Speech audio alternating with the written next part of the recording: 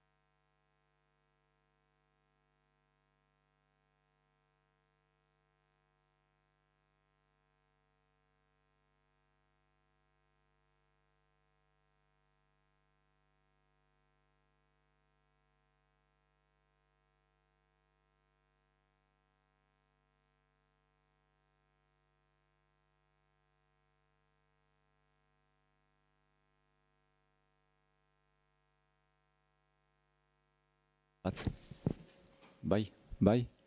Entzuten da? Bai. Bai. Esker barkatu. Ai, barkatu.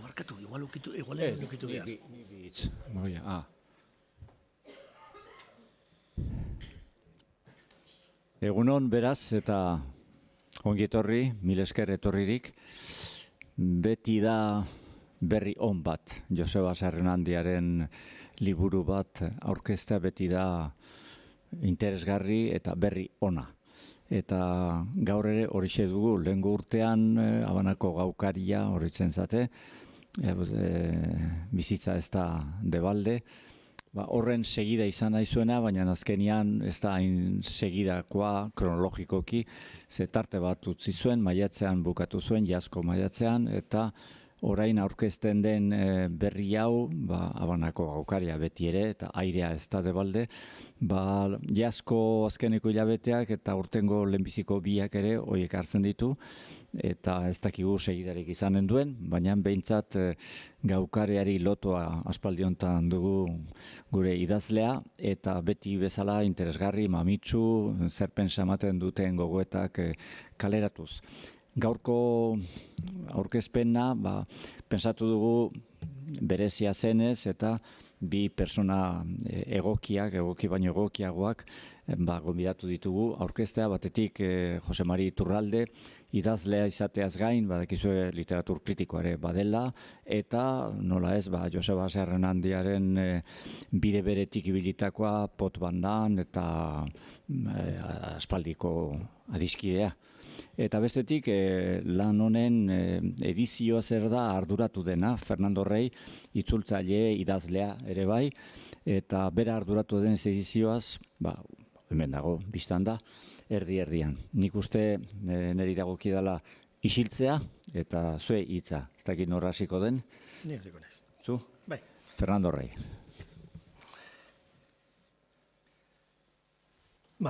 Egunon, ongi etorri denak. Liburuaren editore eta zuzentzaile lana egin dudan aldetik, lau ideia azaldu nahi ditut besterik gabe. Saiakera honek literatura onak bezala iruditzen zait aukera bikaina ematen digula aulkitik mugitu gabe ere bidaiak egiteko. Beste toki batzuetara, beste garai batzuetara, beste persona batzuen bizitzetara.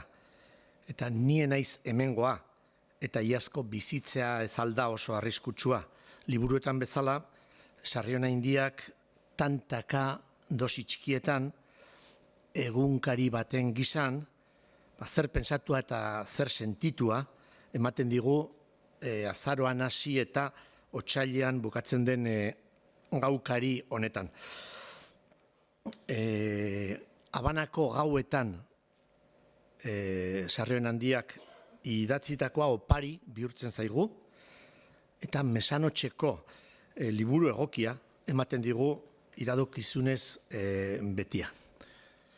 Eta denetik aurkituko dugu, hontan, nioen bezala txantxaka, dosi txikietan, Kubako eta Habanako gertaerak eta zertzeladak, eta Ameriketako indigenen historia eta haien kultura eta bizimodua, eta haien giza eskubideen urratzeak, eta haien defensa, Sarrionandiaren beraren bizitzaren xehetasun, gogoeta eta desirak, erbestearen bizipenak eta oroiminak, Euskal Herria eta Euskal kulturaren zenbait bitxi, hizkuntzaren eta komunikazioaren inguruko gogoetak, eta han hemenka Josebak aurkitutako, liburuetan aurkitutako aipamen iradokitzaileak. Tantaka edateko liburua da, nioen bezala, eta horregatik egunak eta asteak ematen alditugu, urrupa eta sorta gozoak hartzen. Eta denetan, dosi txiki horietan guztietan, bisita egiten digu, sarrik, eta Habanako gauetan, isiltasunean paperera eramandakoak, oparitzen dizkigu, iradokizun, edertasun, gogoeta eragile. Ematen du, aldiro, saiakeretan batzutan oso afirmazio borobilak egiten dira, gauzak hala dira, hontan berriz iruditzen zait Sarrionandiak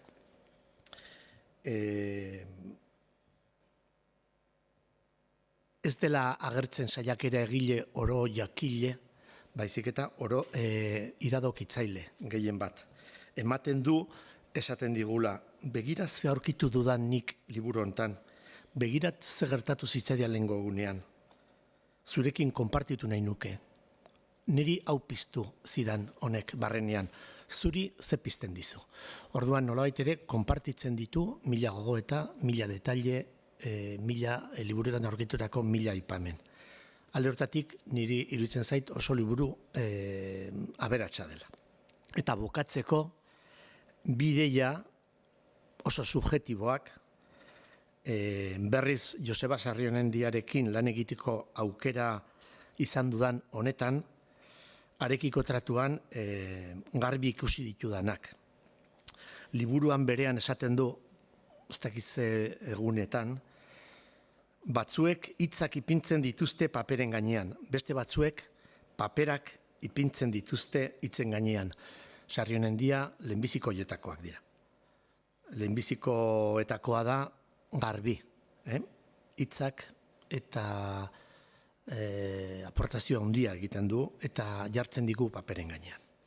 Eta bigarrena, Arekiko tratuan berriz ere piztu zait azkenaldi hontan askotan izandako gogoeta eta sentimendua. Arekiko solasaldietan eta zuzenketa lanean eta beste gauza askotan. Arlo hontan literaturan eta beste zenbait arlotan deskubritzen ari naizena eta niretzat esperantza iturri bihurtzen ari zaidana bizitzan. Iruditzen zaiz zenbat eta hobea izan bat orduan eta apalagoa dela. Eta oso gozoa izan da Arekiko lana, maisu handia da eta alde berean egiten duena eta aportatzen duena apaltasun osoz eskaintzen digu. Hori, besterik ez du nik orain esateko, orain gure lagunaren beste hitz batzuk eta gero nahi baldin bazen dute zerbait galdetu, badakizue. Eskerrik asko, Fernando. Egun on guztioi, eskerrik asko zuire etortzeagatik. Joseba Sarrionendia, Airea ez da debalde, Habanako gaukaria. Aurkeztera goazen liburu hau irakurri ondoren, ohar batzuk ekarri ditut ona idatzita hemen zuen aurrean esateko. Gaur justu duela urtebete eta hementxe, areto honetan bertan, Joseba Sarrionendiaren bizitzea ez alda oso arriskutsua liburua aurkeztu genuen. Gaur, orain, hemen urtebete geroago, bere Airea ez da debalde aurkeztera etorri gara. Gu hemen liburura aurkezten ari ginen bitartean, bera han, Habanan, gaurko hau ari zen idazten. Haren jarraitzailea izango da beste hau, argitaratuz gero, irakurtzen dugun liburu honetan. Eta gainera, esaten digu, ilargiaren sekretario izan daiteke beste honen titulua. Ez idazkari, baizik eta sekretario, sekreturen batzuk gordez. Oain ohartzen gara, ez duela titulu hori mantendu aizkenean, beste hau baizik, Airea ez da debalde. Nik iaz hemen bertan bere bi liburu haiekin, aipatzen ditun ni ez naiz hemengoa eta bizitzea ez alda oso arriskutsua, zirkulo bat osatzen ari zela aipatu nuen. Arku bat irudikatzen nuen bi zutabe hoien gainean jarrita. Arku batek zirkunferentzia erdia osatzen duenez, beste erdia falta zaiola zirkuloa osoa betetzeko esan nuen orduan. Orain, Airea ez da debalde liburuarekin itxigabe dagoen, oraindik itxigabe dagoen zirkunferentzia horri beste laurden bat erazten dio Sarrionendiak. Izan ere, liburu honek 4 hilabete hartzen ditu, besterik ez 4 hilabete, egunez egun 2018ko azaroan hasiz eta 2019ko otsailaren 28an amaitu arte. Liburu hau ari gara orain komentatzen eta agian, orain bertan, baina Habanan, Sarrionendia ariko da liburu honen jarraipena idazten. Seguruenik datorren urtean kaleratuko den horixe. Hemen ispilu joku bat dago, ikusten dezuenez, kontrarioen topatze bat, Jin eta Jan moduko bat, irlakurleen gozamenerako. Hemen orain eguna da, baina orain bertan Kuban, Habanan gaua da. Orain egunez hemen berak han gauez idatzitakoa ari gara irakurtzen. Eta hemen gaua izango denean, han eguna izango da, eta gu lotan gaudela, Sarrionendia kalera aterako da egunez, gero gauez idazteko guk egunez irakurriko duguna. Horregatik darama Habanako gaukaria azpititulua liburu honek. Gaukaria eta Habanakoa. Gaukaria. Literaturaren historian idazleek maiz idatzi dituzte egunkariak edo diarioak. Ez hainbeste gaukariak edo noktarioak. gaukariak edo noktarioak literaturgintzan esan nahi du zenbait gauza. Bat, gauean idatzita dagoela, bi, gaueko ametsei buruz idazten dela, hiru, naiz eta gauean idatzi egunez bizi diren irakurlei dagoela eskainia. Nolabaiteko kontraesan hori azpimarratzeko Sarrionandiak testu bat jartzen digu begien aurrean. Ursula K. Le Guin idazle ezagunak idatzia, hauxe esanez. Egun argiz bizi garela pentsatzea gustatzen zaigu, baina munduaren erdia behintzat ilunetan egoten da. Eta fantasiak, poesiak bezala, gaueko hizkeran egiten du. Habanakoa. Munduko hiri jakin bat aipatzen digu, badakigu orain liburuaren egilea Joseba Sarrionandia bertan bizi dela. Urte askotan, naiz eta liburuak kaleratu, ezin izan du horrelako aipamen garbirik eta zehatzik egin. Urte ilunetan, ezin zuen horrelakorik aipatu. Liburu batzuetan kartzela aipatuko zuen, eta beste batzuetan ezer ere ez. Orain beltzetik zurira, argitasunera azaldu denean, zehazki aipatzen digu nun dagoen, Habana hirian. Eta bertako gauzak kontatuko dizkigu. Esate baterako, nundik atera duen liburuaren titulua edo izenburua. Hemen gaudela, Europan gaudela, norbaitek hartu liburu bat irakurri titulua Airea ez da Debalde, eta gaur gainea pensatuko luke Madrileko bilera hori dela eta aldaketa klimatikoari buruz ari zaigula Sarrionandia, baina jakinda Kuban dagoela eta Habanan dagoela, beste nonbaitetik joango da historia dudarik gabe. Kalean gora doala, pontxera bat ikusi du. Kuban pontxea deitzen zaio neumatikoaren zulaketari, eta pontxera zulaketa konpontzeko tailerrari. Bizikletadun batek bere erreminta kaxa zabaldu du, pintxazoak konpontzeko behar direnak saltzeko edo. Eskribitzeko makina apurtu bat kantoian Remington markakoa. Puzgailuaren goma luzea borobilean bilduta dago, kakotik eskegita horma zurian. Eta gainean pintada hau, Airea ez da Debalde. Beraz, dana salgai dago, dana erosten da, dana saltzen da, dirua errege. Izan ere, denak du bere prezioa leku guztietan, Kuban gehiago behar bada. Sarrionandiak Alejo Carpentier idazle kubatarraren aipamen bat ekartzen du horri hauetara esanez, Habanako hiriak baduela privilegio bat. Alegia, esaten du, Habanan bizi garen on privilegioa hiri honetako kaleetan ez dagoela aspertzerik. Ikuskizuna etengabea delako. Eta kale horietan ikusitakoa horri hauetara ekarriko digu. Liburu honek atal ezberdin asko ditu. Irakurleak hemen politika, soziopolitika aurkituko ditu, literatura, linguistika, euskarari buruzko albisteak, iritziak, hausnarketak, Kuba eta Habanari buruzkoak, eta beste atal kuttunago batean baita ukitu personalak ere, hurbilketa personalak ere.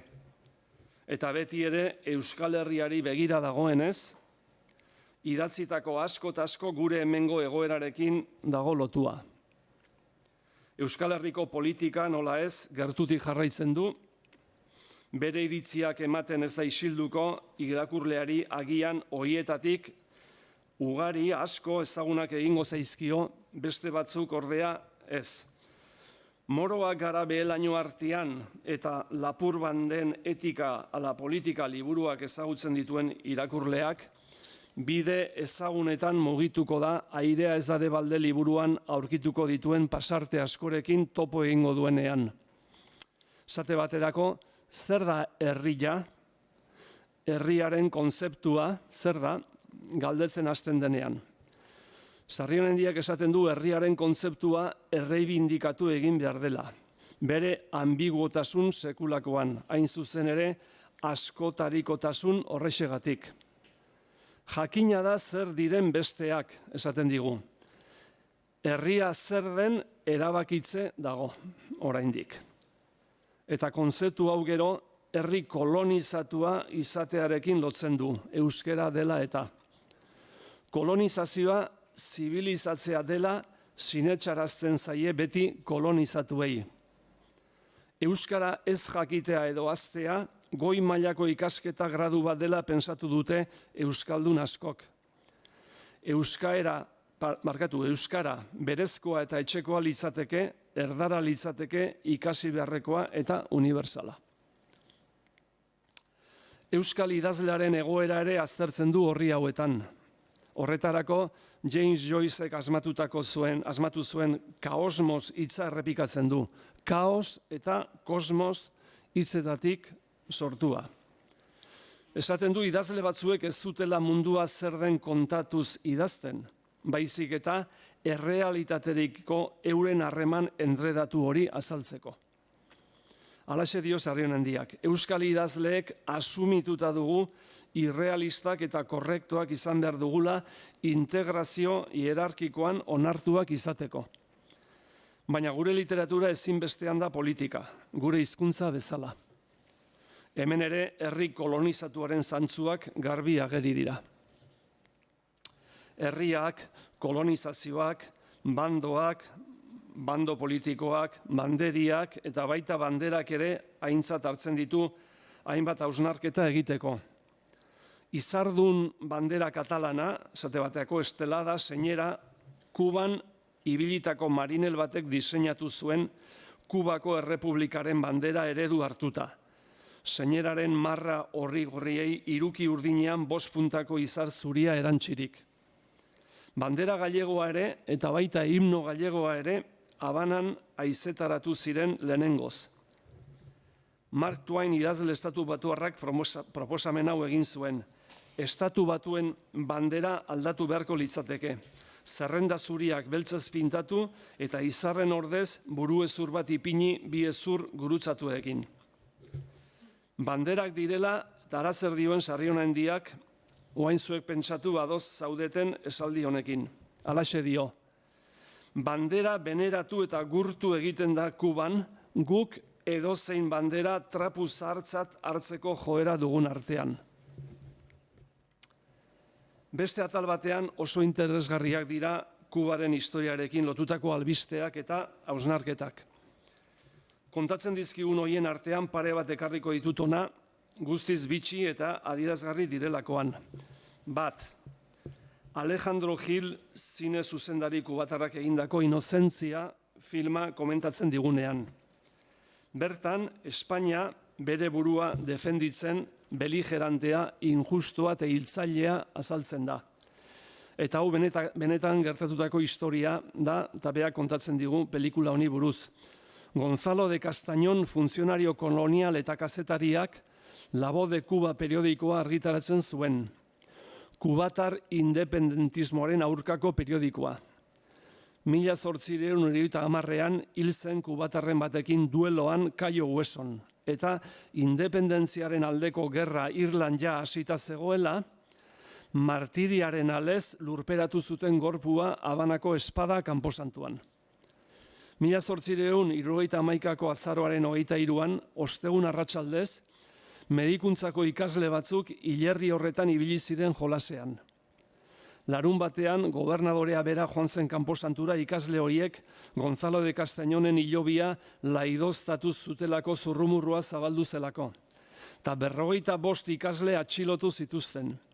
Igandean, voluntarioen martxa eta protestak ozenak izan ziren ikasleen heriotza eskatzen. Ikasleak gerra kontseiluan auzipetu zituzten eta lekuko bakar zen kanpusantuko apaizak profanaziorik ez zela izan esan zuenez, epaile militarrak zigor txikiak ezarri zizkieten. Voluntarioek ez zuten epaia onartu eta motinaturik beste epaiketa bat behartu zuten. Tribunal berrian epaile gehienak voluntarioetakoak izango ziren. eta gerra kontseilu berriak epai gogorrak erabaki zituzten. 8 ikasle heriotzara kondenatu, 11 urteko kartzelaldira, 20 4 urtera, eta 6 hilabetera. Ondasunen konfiskazio gainera denei. Kapilauari desoneski kendu zioten postua. 27an astelehen arratsaldean bete ziren sententziak. 16 eta 21 urte arteko 8 ikasle fusilatu zituzten. Bizirik utzitakoak Espainiara desterratu zituzten. Haietako batek, Fermin Valdesek, Espainian medikuntzako karrera amaitu eta hildako lagunen errugabetasuna frogatzeari ekin zion. 16 urte geroago lortu zuena eskenik Gonzaloren semea zen Fernando Castañonek berrestea kristalezko urna era marmolezko hobia ukitu gabe zeudela. Fusilatutakoen gorpuak aurkitu zituen eta liburu bat argitaratu zuen egia kontatzeko. 2. Sarrionendiak hemen kontatzen digu adibide moduan nola bizi izan diren euskaldun asko Ameriketan, edo Hego Ameriketan, eurak eta haien ondorengoak. Halaxe dio, Sendich familia oso ezaguna da Uruguaiko lurraldeetan. Lagun batzuek aurkitu zuten Sendich familiaren arbasoen jaiotetxea, Etxartia, amikuzeko Etxarrin. Etxartian bizi zen emazte zarrak ez zuen Raul Sendichen berri. Baina bai han pareko beste etxean sortutakoak zirela Uruguaiko beste buru politiko baten arbasoak. Pareko ura Juan Mari Bordabarai, Uruguaiko presidentaren familiaren sortetxea duzu. Juan Mari Bordaberri presidente konstituzionalez aukeratu zuten 1972an, baina diktadorea bihurtu zen 1973tik 1976 arte. Bera izan zen eskuin muturreko jarrerekin Tupamaroen aurkako borrokaren burua. Raul Sendich berriz gerrilari Tupamaroen liderra zen eta 12 urtez eduki zuten baldintza oso gogorretan preso. Gaur egun haien semeak dira Uruguaiko politikari ezagunenetakoak. Juan Pedro Bordaberri, Partido Coloradokoa, eta Raul Fernando Sendich, Frente Ampliokoa. Ikusten ari gara Sarrionendiak idatzitako airea ez da debalde, liburu honek hainbat atal ezberdin dauzkala. Agian irakurle askorentzat alderik erakargarriena atal personala izango da. Bere alde intimo eta kutxunena erakusten digulako. Esate baterako, aipamen personalak egiten dituenean kontatuko digun nola egon zen kartzelan. 8 egunez torturatu eta kartzelara sartu ninduten ezer gabe. Denak enduzidaten eta han barruan ez duen ezer, ez identitate karnetik, ez arrokeriarik, ez ametxik. Bere lagunak ere aipatzen ditu liburu hontan, Matxitxa Mutrikuarra, Daniel Txabarria, idazle hilberria, Rai Fernandez, bertako musikaria.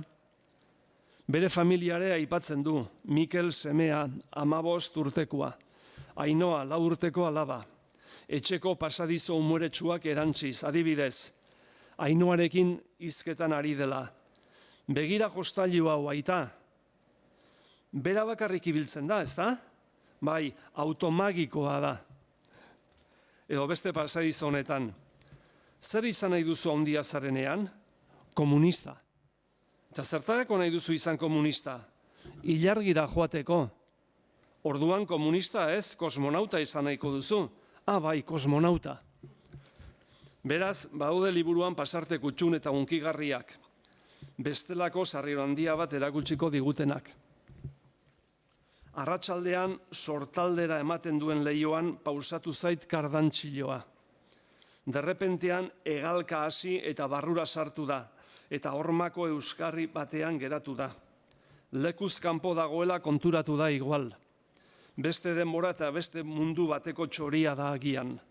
Eta joan da. Ez itzultzeko agian. Neu ere beste denbora eta beste mundu batekoa naiz seguru asko. Eta orain askotan entzun dugun galdera ekarriko dut ona. Itzuliko alda etxera Sarrionendia? Bere etxeko leiotik iluntzean hegazkin bat ikusi du. Eta horrela esaten du. Hegazkin bat ikusi dut leioko zerua zeharkatzen. Eskuineko beheko aldetik ezkerrerantz igotzen diagonalean. argiak piztutaia urdin ilunean. Hegazkina sortalderantza zijoan, hegalak apur bat alboratuz eta lainoak ere ikusten ziren. Eta otu zait ni barruan joan nintekeela. Zeugana joateko, ama. Orain, anekdota personal bat kontatu nahi dizuet. Iaz, esan bezala, hementxe bertan nengoen zuen aurrean bere bizitzea ez alda arriskutsua liburua aurkezten. Liburu horretan, Felix Sarasola, Pelix, aipatzen zen. Nik Felix, usurbildarra, aspaldi ezagutu nuen, Tolosan nire herrian, sukaldari lanetan ari zenean bertako jatetxe batean. Gero, jubilazio hartuta, Habanara joan zen bizitzera, eta Sarrionandiak han ezagutu zuen. 3 egonda gaude Habanan bazkaltzen, Felixek bere apartamentuan prestatutako bazkari ederra dastatzen. Iaz, hemengo aurkezpena amaitu eta Felixi bizita egitera joan nintzen, bera Kubatik etorrita Donostiako ospitale batean zegoen gaixo makal. Hizketan aritu ginen luze. Esan zidan unkituta zegoela Sarrionandiak Habanatik idatzi zion gutunarekin. Esan zidan baitare, bera etxera joan eta Sarrionandia Kubatik etorri bezain agudo, 3 egingo genuela bazkari eder bat, berak antolatuko zuela dena. Nik erantzun nion urrengo astean Durangoko azokan egongo nitzela, baina ura amaituta berriz bueltatuko nitzela eta egingo niola bisita ospitalean edo etxean. Durangokoa bukatu zenean ospitalera etorri nintzen eta bere gelan ohea utzik aurkitu nuen. Atseden izan beza. Airea ez da Debalde liburuan Sarrionandik aipatzen du Felix Sarasola adiskidea. Amaitzera noa, orain hemen eguna da eta Habanan gaua da. Agian oraintxe bertan guk berak iaz idatzitako liburu hau komentatzen dugun bitartean, Sarrionandia idazten ari da datorren urtean argitaratuko duen liburua, horrela zirkulua erabat itxiko duena. Hala bada, espero dut bera egotea hemen zuen aurrean aurkezpen lanak egiten. Hala bedi eta eskerrik asko. Erki, Fernando Rey eta Jose Mari Iturralde, nik uste liburuaren zertzelada baino gehiago ere, eman dizkiguzuela, eskaini dizkiguzuela, eta irakur gozearekin gelditu gara. Beaz, kalderarik edo? Beti gertatzen dena, ez baldin baduzue liburua irakurri, ze galdetuko zuen zinezkoa da, ez? Baina, pixkat gutxi gora bera ikusi duzuen nondik noa di joan liburua, eta atsegina dala, interesgarria, gauza asko ikasten direla, gozatu egiten dala, eta liburuak irakurrin behar direla, ez da? Bai, hori esaten omen dute. Erki, besterik ez baldin bada, eskerrik asko Fernando eta Jose Mari, eta zuei.